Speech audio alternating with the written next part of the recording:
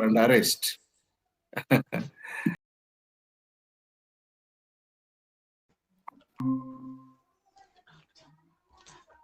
Hello, sir. Welcome. Okay, thank you. Sir, myself, Sangeeta Sarwat. Currently, I am pursuing my MA in English first sem in SB Arts and KCP Science College, BLD Association. We have a paper named Author Studies, sir. In that, we have a project to take the interview of an author. So, I'm very glad that I choose you as an author for my interview, sir. And thank you for the attending. And once again, welcome, sir. Thank you. So, shall we start? Yes, you can start. Before that, can you share some your childhood memories and your family? Um, I was born in a place called Satihar in the Baswanbagadi taluk of Bijapur district. My father was a village merchant and he was also a farmer. And I cherish many sweet memories of my childhood. The days that I spent in my village, Satyad, are very fresh in my memory. They are part of my existence and my being. And I still remember the places where we played a wide variety of village games, and the temples where we played games and we fought with our classmates, and the dark, deep areas where we used to play evening, and also interestingly the Doni River where we used to swim. Yes. And Doni River is one of the five rivers that flow in Bijapur district, and that's the reason we call Bijapur as Punjab of Karnataka. Yes. So one of the rivers that flow in Bijapur district is Doni Nadi. It's not just Doni; it's called Doni Nadi. So the water of this Doni Nadi is very salty. You can't drink it. You can't drink it, and you cannot use it for cultivation, and you cannot encash. We cannot encash this river, Doni River. But this Doni is a source of inspiration to me, and it appears in many forms, in many shapes in my stories, in my novels, and I remember many exciting incidents that happened during my childhood in my village. So I'm curious to know that when did you start writing? Is there any inspiration or a person who supported you to write? What made you to be a writer? Uh, for every author, he or she will have some source of inspiration, somebody to support him or her. What made me write? It's difficult for me to recollect when I started writing. But I can tell you, when I was in my village, I played a villain role in some of the plays staged in my village. So when I was in eighth, ninth standard, I think I was in the eighth standard when my senior friends, performed a play in my village on the eve of Jatre. I don't remember the title of the play. They gave me the role of the police inspector. And in any village play, the police inspector will have only one or two dialogues. You are under arrest. You are under arrest is the only dialogue that the inspector utters on the stage. I was given the role of the police inspector, and interestingly, the rehearsal would start at 9 o'clock and end at 6 o'clock. So I had to be awake for the whole night to utter one single dialogue. You are under arrest.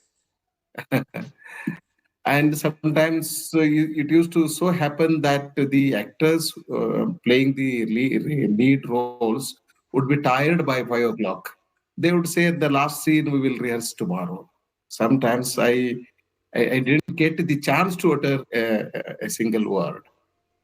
One day I thought, why not add some more dialogues to the character of police inspector? I went to the drama master, director, and I told him, sir, you have given me the role of a police inspector who comes on the stage only in the morning to arrest the villain. And I have only one dialogue to utter. You are under arrest. And I would like to add some more dialogues to my character. And out of curiosity, he asked me, can you please tell me what dialogues you would like to add to the character? I said, sir, for instance, I would ask the villain, what is it that made you a villain? Then he will give me the answer. Then I will tell him, see, this is not the way. You don't have to spoil your life and you have to lead a very morally correct life. And like that, I will add some 5 to 6 dialogues. The director laughed at me and said, Basavaraj, when you grow up, you write a play and I will stage it, but you can't add dialogues to this character. So that made me think very seriously about writing. I decided to write a play when I grow up. Um, and in fact, I did write a play when I was doing my BA. I didn't stage it, nor did I publish it. I think I still have the draft with me. It's not a good work of art, so I didn't publish it. This is one. Second thing, my interest in Shakespeare. I developed very keen interest in Shakespeare when I was doing my PUC. There was an interesting teacher in Sindagi, a very distinguished teacher of English, Professor C.K. Ketty. I can never forget him. And I used to attend his evening classes at his residence. We requested him to conduct some special classes for us. One day, suddenly there was power cut, and I asked him, "Sir, can you tell us some joke?" Then he said, "I'm not a joker, so I do not I don't tell you jokes, but I tell you the story of a Shakespeare's play, Hamlet." So he told us the story of Hamlet for half an hour. It was so inspiring, so catchy, and so interesting that I developed interest in Shakespeare. And whenever electricity went off, I used to go to him and ask him to tell us the story of Shakespeare. And one day he said, if you're so interested in Shakespeare, why can't you take English as a major subject at BA? You are in Sindhi, you go to Bijapur, and in Bijapur, in 2, 3 colleges, they offer, English major program. You can join. So then I came to Bijapur to do my MBA. Then I read Shakespeare. I read S.L. Bhairappa. I should thank both S.L. Bhairappa and Shakespeare because The Merchant of Venice is the first play that I read in my life, and it's like love at first sight. I fell in love with Shakespeare. Shakespeare became my all-time favorite playwright.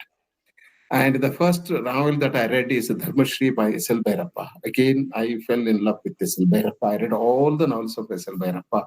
Some novels I read 3 times, 4 times, and so on. Then I started writing poems in the beginning. This is true in case of a majority of writers. Every writer will begin his literary career, by writing poems. So I started writing poems, then I gave up, then I switched over to criticism, then I switched over to stories, then novel. Now I have written a couple of plays I have not published. So this is the beginning of my literary career. You have worked in both English and Kannada languages. Were there any distinct differences in literary environment and the challenges you faced while working in each language? Yes, yes, yes. Because they are not 2 different languages, they are 2 different cultures, 2 different civilizations, 2 different ways of life, 2 different lifestyles, and 2 different perceptions. They're entirely different. So when you work in Kannada, you will address Kannada audience. Yes. You cater to the needs of Kannada audience. And when you are writing in English, you are addressing the globe. You are not just addressing your own people, not the people of Karnataka, nor even the people of India. You are writing for the whole world, for the globe. Okay. So then you will have to be different when you write in Kannada, and you'll have to be different when you write in English. So to that extent, yes, there are differences. There are differences, and there are also challenges. There are challenges because at the end of the day, I may be addressing the whole universe, but I am expressing my emotions, my feelings, my experiences, and these are Kannada feelings, Kannada emotions, and Kannada experiences. Okay, so how to make Kannada emotions interesting, exciting to the people who are non-Kannadigas? That's a big challenge. That's a big challenge. If you are a bilingual writer, if you write more in more than one language, then you will have to face many challenges, and you have to try to come out of the difficulties. Sir, have you visited any Western countries? What difference do you find in the way of life of people or writings? I visited only England. I was there for 20 days, and I spent 5 days in London and 10 days in other parts of London. And I visited Lake District. Spent almost one day in Wordsworth's house, and I visited Shakespeare's birthday. Spent more than one day at his residence and in Stratford upon Avon. And basically, whether you are an Indian or an Englishman, an American, an Australian, or African, we're all human beings. We're all human beings, and we are one and the same. And you feel happy if you get something, you feel happy, and if you lose something, you will feel unhappy. Okay, you dance when you become victorious, and you begin to cry when you lose. Right, and we react to certain human emotions in a similar way. For example, if somebody dances, we feel like dancing. If somebody cries, we feel like crying. So humans are not drastically different from one nation to another, but we differ from each other in many respects. Many respects. And we Indians say that we are very great, we are very rich, and we have our own culture, and we are morally very correct and all that.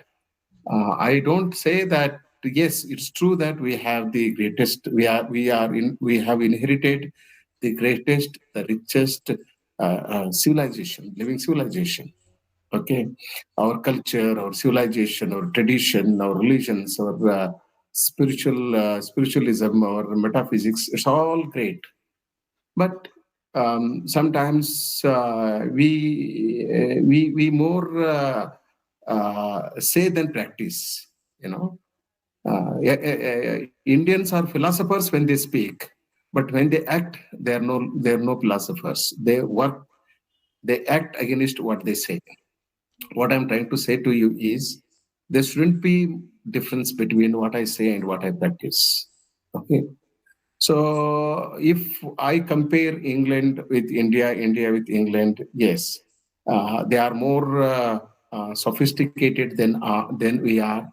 But now, if you go to if you visit part of Delhi, part of Bengaluru, and or Mumbai, there are many cities in India which look like London.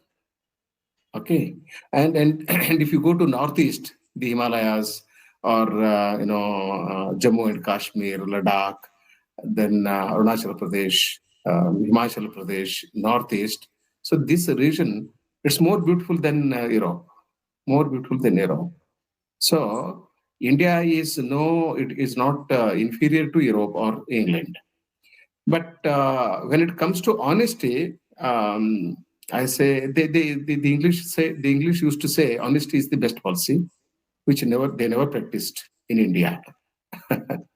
Okay, But I like England for two reasons. Number one, uh, children, women, and old men and women are fully protected in England.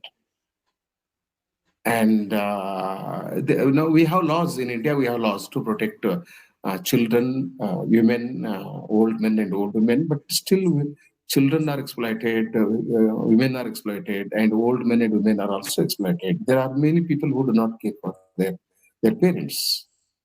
And when it comes to lifestyle, yes, they live in the present. They live only in the present.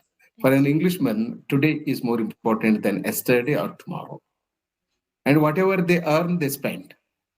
Okay, they work during the day, and in the evening they go to bar, they drink, eat, and spend the money. And we Indians, we only believe uh, uh, in saving money. Okay, so everybody in India tries to save money, and when you earn money, you don't spend it, you save it. You save money in many forms. You purchase gold and you dig the earth, keep it here, and one day you die. So now I say, when we earn, we should also spend, Yes. right? Uh, yes, then, and they protect their culture, they protect their monuments. England is a small country, it is not bigger than even Karnataka. So they have the biggest army and a lot of money, and they can develop their cities.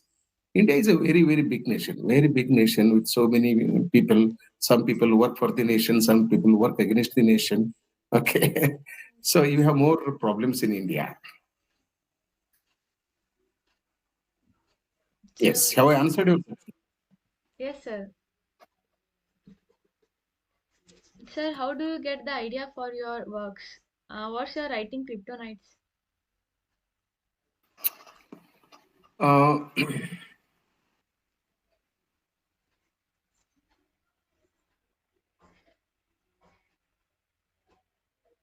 uh, see, as far as my writing is concerned, I will always have something in my mind. And I don't depend upon the external inspiration. I depend upon my own inspiration, internal one. And largely my writing is autobiographical. Autobiographical in the sense I write about my own experiences. I write about the people I have seen. I write about the incidents that I have come across in my life. Okay, I'm always alert. I live my life very passionately, and my eyes are open, my mind is open, my heart is open. I receive things, so I never feel dearth of material to write. I have plenty of material to write stories. I have already written 60 stories. There are about another 60 stories in my mind. I have published one novel. I'm going to publish another 3 to 4 novels in next 1 year. But I have so many novels in my mind, so many novels, so many plays, so many poems in my mind. They're all waiting, for their turn to come. So I every day I write. I keep on writing. That's it. Sir, while searching about you, I get to know about one thing, your PhD topic, a comparative study of GM Hopkins and Baswana. This is very curious, sir. What made you to choose this topic? You know, I have grown up reading Baswana. I like Baswana. I respect Baswana. Baswana has been one of my companion, and I like Baswa's philosophy.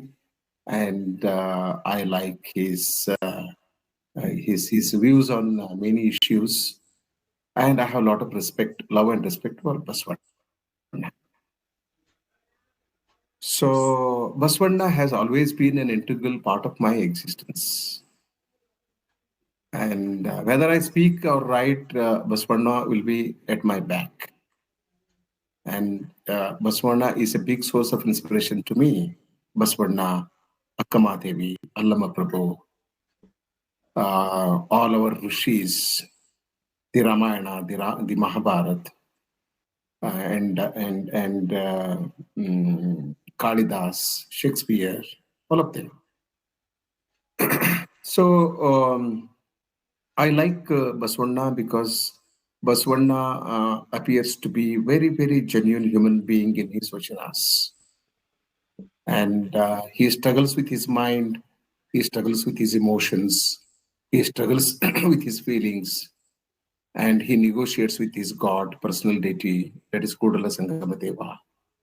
And he is quite aware of his strength and his limitations. So he is a man speaking to men. Baswanda is a man speaking to men.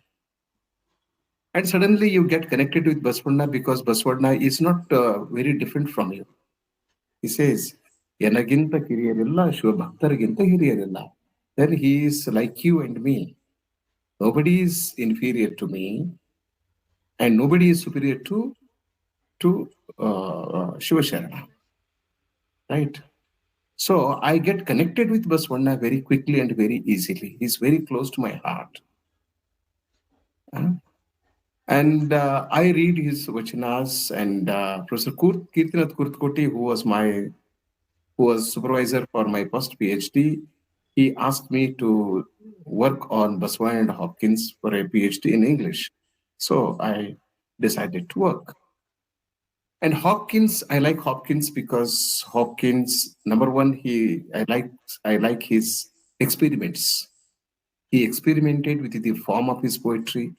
He experimented with the structure of poetry, and he, developed his own stanza of, it's a 9-line stanza. And like Baswanda, he was a great devotee of his Lord Jesus Christ. I don't see difference between the relationship between Baswanda and Hopkins.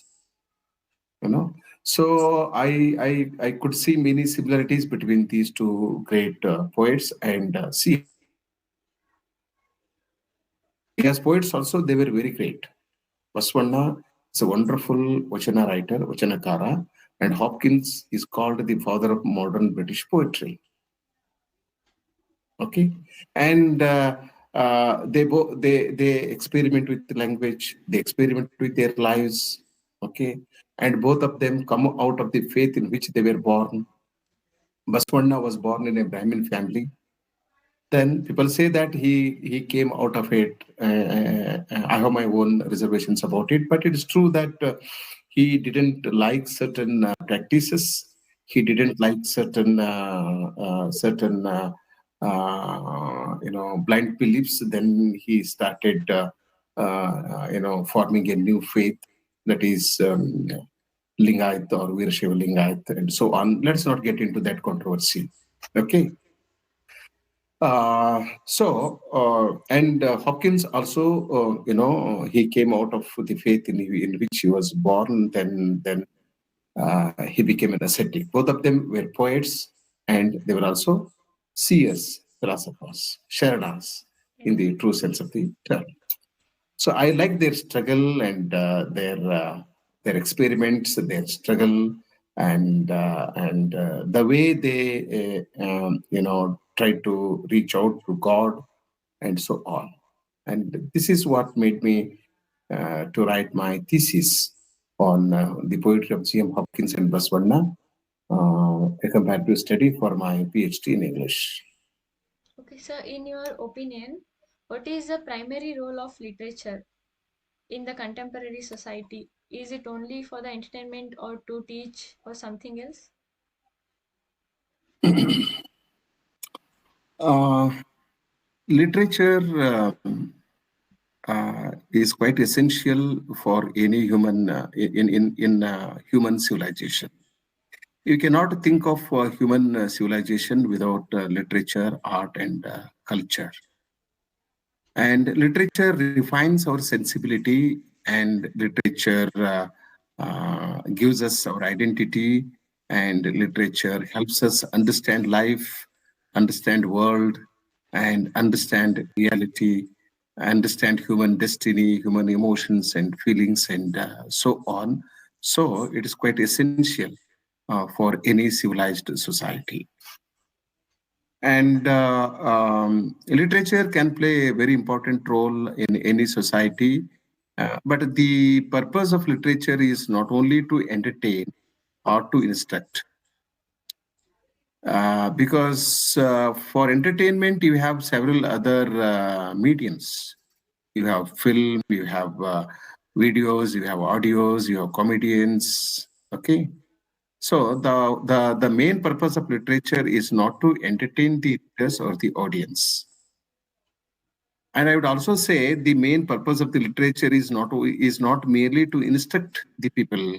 You know, the job of the poet is not a preacher. The poet is not a preacher. The poet is an artist.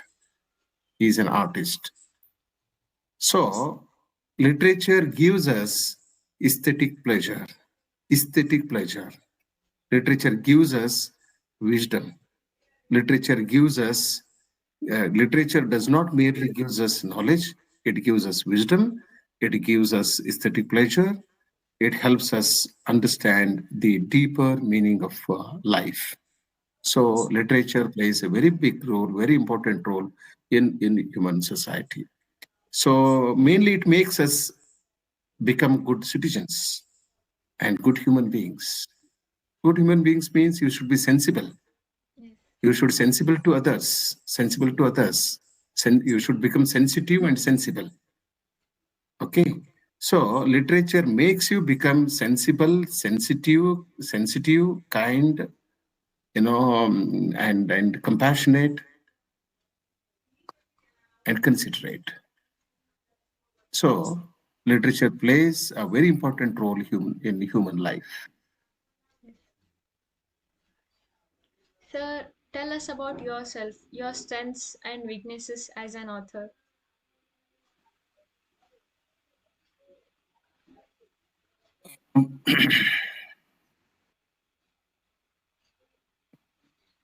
This is a very difficult question because I really do not know what my strengths are and what my weaknesses are. Uh, you are forcing me to say something with which I am not quite comfortable. Since you asked me a question, let me try to answer. Okay. Uh, I work very hard. I must tell you that I work for minimum 16 hours a day. My day begins at 6 o'clock and ends at 11 or 12 o'clock. And even when I'm asleep, I will be thinking about literature, culture, about administration, about something. I think this is my strength. I work very hard, and I spend all my time thinking, writing, reading, lecturing, conducting online programs, and doing such things. I don't waste my time. I don't waste my time. And I don't spend more than 10 minutes with anybody in the world, not even with my wife and children. And with my students, yes, if I'm engaging a class, if I'm discussing something, I can spend hours together. But I don't spend my time in talking about politics, in talking about other non-constructive issues. Okay, and um, in human life, there will be ups and downs. Sometimes we'll be happy, sometimes we'll be unhappy. and sometimes you become victorious, sometimes you lose something, but nothing will stop me from writing. Even when I'm somebody is dead, and if I'm moving with the people to the graveyard, I'll be thinking about literature. Okay, and the dead body will become a character in my story. And the people who attend the funeral will also become characters. The whole situation will become a character. So I look at the dead body as a subject matter. And even when somebody comes and fights with me, then I treat it as a character, right? So everything becomes part of my writing. So this is my real strength. And I don't say that it's weakness. I think this can be my limitation. And I'm not short tempered. Sometimes I get angry, but my anger does not last for more than 2-3 minutes. Hmm. I have never been angry for more than 2 minutes, for whatever reason. But I always think that I should not become wild. I should not lose my patience. I should not become angry. But still, I become angry, and it may last for a minute or two. But I become angry. I become upset. This is my limitation because I have not come out of it. So I want to reach a point where nobody in the world can upset me. Nobody in the world can make me angry. You may call me stupid, you may hurt me, and you may cause some problem to me. Still, I should not get wild. This is my aim. I want to reach a point, as I said, where I should not get upset and should not become angry at all. As a man, this is my limitation. And as an author, I work in several forms. For 8 days, I read poetry, then I switch over to translation, then I switch over to drama. So many forms I'm experimenting. Yeah, sometimes it looks like a limitation. I should focus only on one or two forms and produce masterpieces. So now I'm seriously, focusing only on fiction. No criticism, no translation, and no research. Only fiction, stories, and novels. Sir, is there any book which made you cry? The so many books which made me cry. Um, Othello made me cry. Shakespeare's Othello, especially the second scene of the last act of the play. I think I must have read this scene for more than 50 times. So every time I read this scene, it made me cry. I couldn't help crying. And I just shed tears. And a couple of novels by Shivaram Karanth, especially Marali Mannike. Marali Mannike and not Kudiyara Kosu. I think Marali Mannike has made me cry. And a couple of novels by S.L. Bhairappa, Dharmashri, uh, and Tabali Ninade Magane. Then one more novel, Grobanga. Grobanga, yes. I have cried a lot when I read Dharmashri, Grobanga, and Tabali Ninade Magane. And I cried like a child when I read Tejasvi's story, Tabarana Kate. You must read it, Tabarana Kate, Tabarana Kate. And I also cried when I read plays like Julius Caesar, when Julius Caesar was killed, uh, and Macbeth, then Hamlet, several plays. And I also cried when I read Kuempu's Malegadalli Madhumaklu and Kannuru Heketthi. And I cried a lot when I read the stories of Leo Tolstoy. Many stories by Leo Tolstoy. And